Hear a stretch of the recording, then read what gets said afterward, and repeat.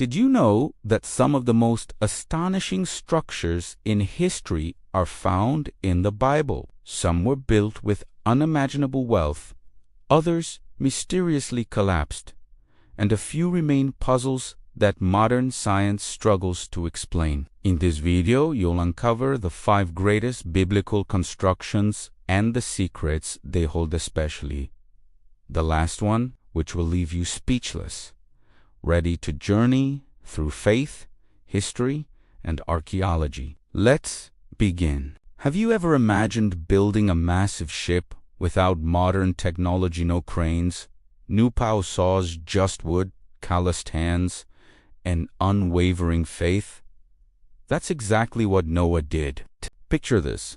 Noah receives God's command and begins cutting timber, crafting joints, and designing compartments. The work was grueling, spanning decades as he endured ridicule, scorching heat, and the weight of preserving God's creation. The ark was no ordinary boat. Its dimensions were staggering, approximately 450 feet long, 75 feet wide, and 45 feet high. To put that in perspective, it's nearly the size of a modern cargo ship, and all of it was made from gopher wood, sealed with pitch to withstand the waters. But think about this. How did Noah manage such a feat without advanced tools? How were the animals organized inside? And could a flood really cover the mountains? Was this story purely myth, or is there evidence that something extraordinary happened? Geologists and historians have discovered signs of massive flooding in the Mesopotamian region. Studies suggest that thousands of years ago, a catastrophic event may have submerged vast areas, inspiring the legend of a global flood. Even more intriguing are the supposed discoveries of Noah's Ark itself. In 1959, a Turkish pilot spotted a formation on Mount Ararat resembling a ship's hull. Since then, numerous expeditions have sought to verify whether the ark's remains lie there. Some missions have found petrified wood and geological structures compatible with a massive vessel. But is it really Noah's Ark? Science debates, while faith remains steadfast. Now, imagine a city enclosed by walls so thick they could withstand any siege. Then imagine these walls falling not by weapons, but by the sound of trumpets and the cries of faith. This is Jericho, one of the oldest cities in the world, and the scene of one of the Bible's most astonishing events. Could it really have happened? What does science say about this extraordinary collapse? The Bible describes Jericho as heavily fortified, with walls that seemed impossible for the Israelites fresh from 40 years in the desert to conquer. God gave them a plan.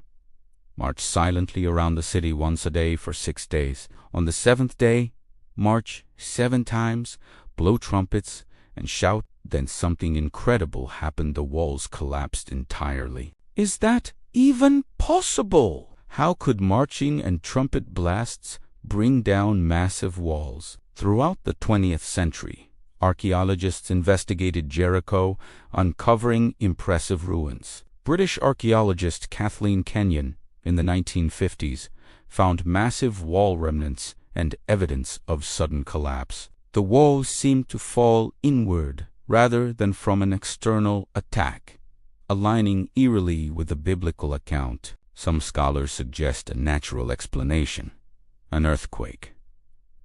Jericho sits atop a geological fault, and tremors were common. A well-timed quake could have caused the walls to crumble, but how could Joshua and his people predict the exact moment of an earthquake? And how could it coincide precisely with the trumpet blasts and battle cries? Next, imagine a building so majestic that its walls gleamed with pure gold, reflecting sunlight like a divine glow, a sacred space built to house God's presence. This was Solomon's temple, Israel's most magnificent construction. But how was this wonder built? What does archaeology reveal, and what is its spiritual significance? King Solomon Israel's wisest ruler, received a mission from his father. David, build a house for God.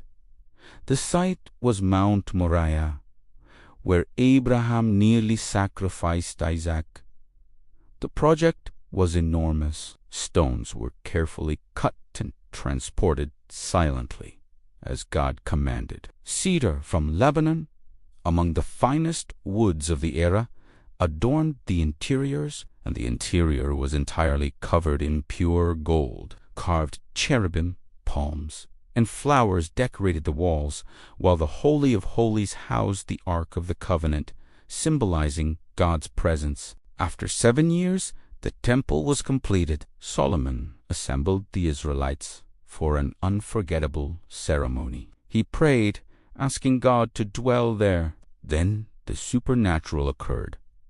A glorious cloud filled the temple, and fire from heaven consumed the sacrifices, a clear sign that God accepted it. The people witnessed his living presence. Next, imagine humanity speaking a single language, united with one goal, building a tower that reaches the heavens. But instead of drawing them closer to God, their ambition triggered his wrath. Communication was confused, construction halted, and people were scattered across the earth. This is the Tower of Babel. According to the Bible, after the flood, Noah's descendants settled in the plain of Shinar in Mesopotamia. Using advanced techniques for their time-burned bricks and bitumen, they constructed a tower that symbolized pride and self-sufficiency. God intervened, confusing their languages. Chaos ensued, and the project ended. Many scholars believe the tower was inspired by a ziggurat, like Etemenanki, in Babylon, dedicated to the god Marduk.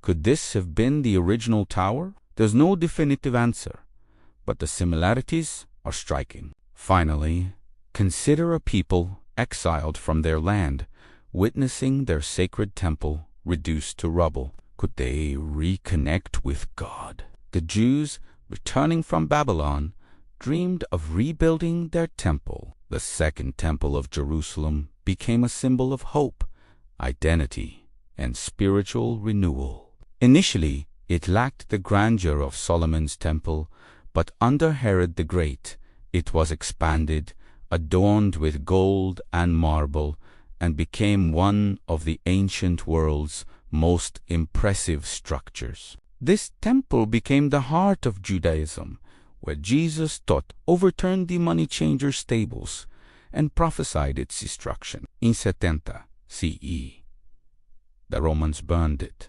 leaving only the western wall. This site still stands, a testament to faith, loss, and perseverance. Jesus declared, "Destroy this temple, and in 3 days I will raise it up." John 2:19. What if God wants to dwell within you? Is your life ready to receive him? Now, reflect. What are you building in your life? For God's glory or your own? If you choose to build your life on God's foundation, comment now, "Lord, I want to build my life on you." And this is just the beginning. To dive deeper into life in ancient Israel, discover fascinating cultural details,